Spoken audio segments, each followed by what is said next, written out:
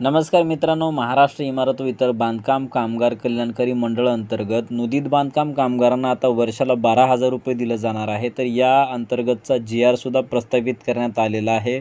तर या व्हिडिओमध्ये आपण संपूर्ण माहिती बघितलेली आहोत। तर नक्की या व्हिडिओ शेवटपर्यंत बघायला विसरू नका आणि आपल्या चॅनलवरती जर पहिल्यांदा आला असाल तर नक्की चॅनलला सबस्क्राईब करायला विसरू नका। तर चला मित्रांनो, व्हिडिओला सुरुवात करूया।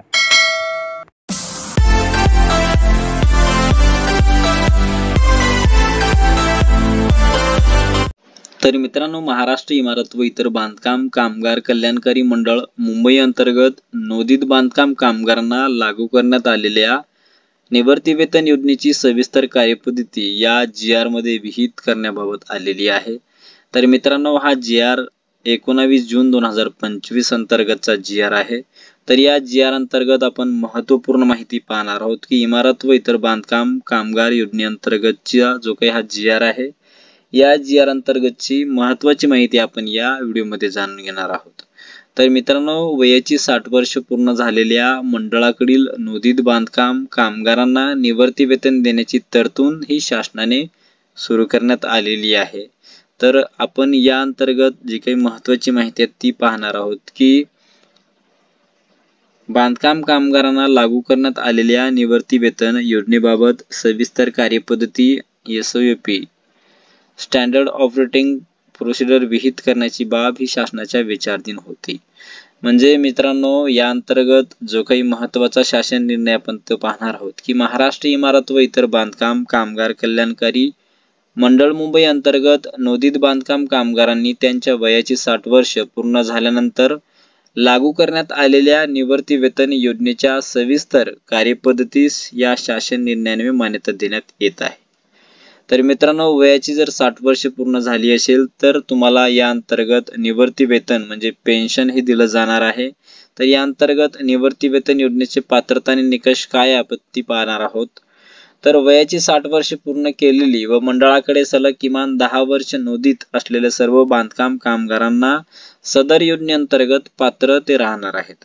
जर तुमचं वयाचं 60 वर्ष हे पूर्ण झालेलं असेल आणि तुम्ही मिनिमम म्हणजे मंडळाकडे सलग किमान 10 वर्ष नोंदीत असाल तर तुम्हाला या अंतर्गत पात्र हे ठरवलं जाणार आहे। त्याच्यानंतर पती किंवा पत्नीचा जर मृत्यू झाला असेल तर संबंधित बांधकाम कामगाराचे पती असो किंवा पत्नी निवर्ती वेतनाकरिता पात्र राहतील। जर पती पत्नीचा मृत्यू झालेला असेल म्हणजे पतीचं झालेलं असेल तर पत्नीला सुद्धा याच्या अंतर्गत लाभ हा दिला जाणार आहे। त्याच्यानंतर केंद्र शासनाच्या आदर्श कल्याणकारी योजनेच्या मार्गदर्शक तत्वानुसार कर्मचारी राज्य विमा कायदा 1948 अंतर्गत एम्प्लॉई स्टेट इन्शुरन्स म्हणजे मित्रांनो, जर तुम्हाला PF चा लाभ मिळत असेल तर तुम्हाला या योजनेअंतर्गत कोणतंही पात्र तुम्हाला राहता येणार नाहीये। म्हणजे प्रोव्हिडंट फंड अँड जो काही तुमचं हे PF आहे द एम्प्लॉई प्रोव्हिडंट फंड या अंतर्गत 1952 ऍक्ट 1952 अंतर्गत लाभ प्राप्त करणारे बांधकाम कामगार निवर्ती वेतनास पात्र राहणार नाहीत। जर तुम्हाला PF चा लाभ मिळत असेल तर तुम्हाला या अंतर्गत याचा लाभ मिळणार नाहीये। त्याच्यानंतर निवर्ती वेतनाचे निकष आणि प्रमाण दर काय आहे ते आपण पाहणार आहोत की मंडळाकडे नोंदणीची एकूण वर्ष म्हणजे तुम्हाला जर 10 वर्ष आतापर्यंत म्हणजे तुम्ही 10 वर्ष जर नोंदणी केलेलं असाल तर तुम्हाला मिनिमम म्हणजे दरवर्षी मिळणारे निवर्ती वेतन हे 6,000 रुपये असेल। जर 15 वर्ष नोंदणी असेल तर तुम्हाला 9,000 रुपये दिले जाणार आहेत आणि त्याच्यानंतर जर 20 वर्ष असतील तर 12,000 रुपये एवढं निवर्ती वेतन या इमारत बांधकाम अंतर्गत तुम्हाला दिलं जाणार आहे। त्याच्यानंतर मित्रांनो, निवर्ती वेतन आणि लाभ मंजूर करण्याची जी काही कार्यपद्धती आपण ती पाहणार आहोत। जर सदर योजनेअंतर्गत पात्र ठरणाऱ्या मंडळाकडे नोंदीत बांधकाम कामगारांनी तुम्हाला काय करायचं आहे तर mahabocw.in या मंडळ अधिकृत संकेतस्थळावरील विहित नमुना अर्ज तुम्हाला डाउनलोड करून कुठे अर्ज करायचा आहे त्याची सुद्धा आपण माहिती या व्हिडिओमध्ये बघितलेली आहोत। तर सदरचा अर्ज पूर्णपणे भरून पात्र नोंदीत बांधकाम कामगारांनी त्याचे आधार कार्ड ज्या जिल्ह्यामधील आहे त्या जिल्हा बांधकाम कामगार सुविधा केंद्राचे जे काही WFC प्रभारी कामगार उपायुक्त किंवा सहाय्यक कामगार आयुक्त सरकारी कामगार अधिकारी यांच्याकडे तुम्हाला जमा करायचा आहे। जो काही प्रपत्र नमुनाचा अर्ज असेल तो डिस्क्रिप्शन बॉक्स मध्ये देतो, तिथून क्लिक करून तुम्ही डाउनलोड करून घेऊ शकता आणि तो अर्ज भरायचा आहे। अर्ज भरून काय करायचं तुम्हाला तुमच्या जिल्ह्यातील जो काही WFC प्रभारी कामगार उपायुक्त असेल त्याच्याकडे तुम्हाला तो जमा करायचा आहे। त्याच्यानंतर निवृत्ती वेतन अर्जासोबत कोणकोणती कागदपत्रे लागणार आहे, तर पत्त्याचा पुरावा लागेल, आधार कार्ड देऊ शकता, जन्मतारखेच्या पुराव्यासाठी जन्म दाखला देऊ शकता किंवा शाळा सोडल्याचा दाखला सुद्धा देऊ शकता. त्याच्यानंतर नंबर 3 मध्ये बँक खात्याने पासबुक, बँक खाते म्हणजे तुम्हाला पासबुक सुद्धा द्यायचं आहे. त्याच्यानंतर निवृत्ती वेतन शिफारस प्रमाणपत्र हे सुद्धा तुम्हाला डिस्क्रिप्शन बॉक्स मध्ये देतो, वर्षीय नोंदणी प्रमाणपत्र सुद्धा देतो, तिथून क्लिक करून तुम्हाला तो फिल करायचा म्हणजे भरून तुम्हाला WFC ऑफिसला द्यायचा आहे.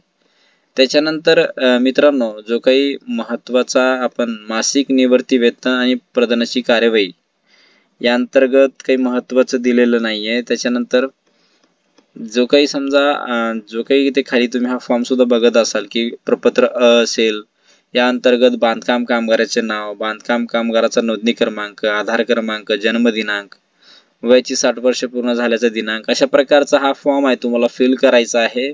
पूर्ण भरून तुम्हाला WFC ऑफिसला, तुमच्या जिल्ह्या अंतर्गत येणाऱ्या ऑफिसला द्यायचा आहे. बँकेचं नाव, खाते क्रमांक, अशा प्रकारची संपूर्ण माहिती तुम्हाला द्यायची आहे. तर मित्रांनो, अशा प्रकारे जो काही हा GR आहे, या GR अंतर्गत पात्र लाभार्थ्यांना म्हणजे त्यांना निवृत्ती वेतन हे दिलं जाणार आहे. म्हणजे वयाची 60 वर्ष पूर्ण झालेल्या मंडळाकडील नोंदित बांधकाम कामगारांना निवृत्ती वेतन म्हणजे पेन्शन हे दिलं जाणार आहे.